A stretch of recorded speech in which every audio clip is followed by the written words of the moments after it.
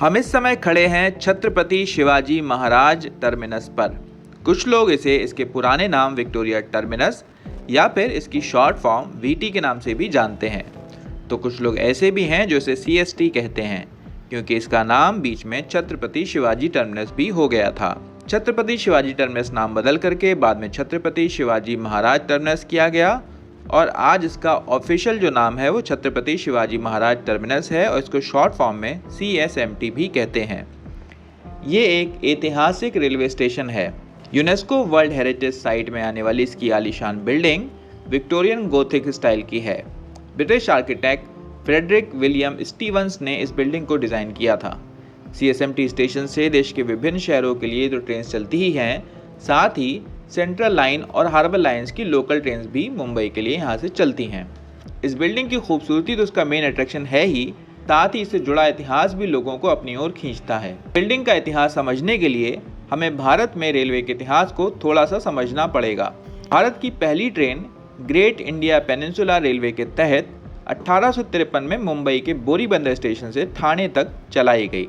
बोरीबंदर एक बड़ा बंदरगाह था और यही सोचकर यहाँ रेलवे स्टेशन बनाया गया था। बोरी का मतलब जैसा कि हम सब जानते हैं, बोरी कहते हैं किसी बोरी को, यानी कि जैसे आटे की बोरी, गेहूं की बोरी, और बंदर का अर्थ होता है बंदरगाह। तो यहाँ पर एक समय पे एक बड़ा एक स्टॉक लगा होता था जहाँ पर सामान रखे जाते थे, बोरियाँ यहाँ पर जमा की जाती थी, इसलिए इसको यहाँ पर बोरी बंदर इस इलाके को कहा जाता है।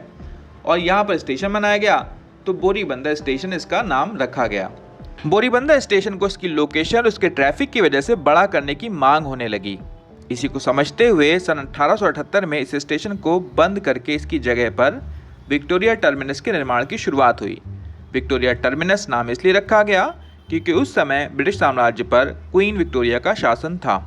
विक्टोरिया टर्मिनस का डिज़ाइन फ्रेडरिक विलियम स्टीवंस और एक्सेल हेग ने किया था। ये इमारत इटालियन गोथिक स्टाइल पर बनी हुई है। इसका निर्माण 1878 में शुरू हुआ और 1887 में ये पूरी तरह कंप्लीट हो गई। विक्टोरिया टर्मिनस की बिल्डिंग बिल्कुल बोरीबंदर स्टेशन की जगह नहीं थी, बल्कि थोड़ा सा उसके दक्षिण में थी। 1888 में बोरीबंदर स्टेशन को पूरी तरह से ध्वस्त कर दिया गया। जब इसकी बिल्डिंग को बनाया गया था तब इसमें क्वीन विक्टोरिया की एक मूर्ति लगी हुई थी। संगमरमर से बनाई गई ये मूर्ति घड़ी के ठीक नीचे ये जो कैनोपी है इसमें ही लगी थी। जब भारत को आज़ादी मिली तो देश के पहले प्रधानमंत्री जवाहरलाल नेहरू की सरकार एक कानून लाई जिसके तहत किसी भी सरकारी बिल्डिंग पर ब्रिटिश फिगर्स की मूर्ति या तस्वीर नहीं रहेगी। क्वीन विक्टोरिया की इस मूर्ति को भी यहाँ से हटाया गया और बहुत समय तक ये मूर्ति विक्टोरिया गार्डन्स या रानी बाग में घास पर पड़ी रही। 1980 तक ये मूर्ति वहीं थी, लेकिन इसके बाद में ये कहाँ गई, किसने चुरा ली, किसी को कुछ पता नहीं है।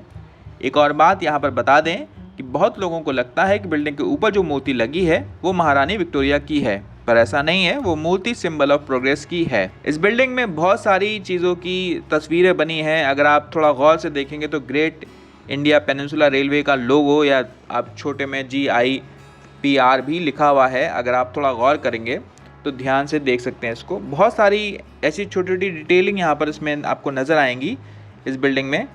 आज ये एक बड़ा स्टेशन है, देश के सबसे बड़े स्टेशन में शुमार किया जाता है। यहाँ से पूरे भारत के लिए ट्रेन्स जाती हैं, दक्षिण में, उत्तर में, हर जगह, और यहाँ से लोकल ट्रेन्स भी जाती हैं जैसे कि हमने आपको बताया। तो इस बिल्डिंग का छोटा सा इतिहास हमने आपसे शेयर किया है। आपको ये जानकारी कैसी लगी हमें ज़रूर बताइए और हमारे साथ बने रहिए।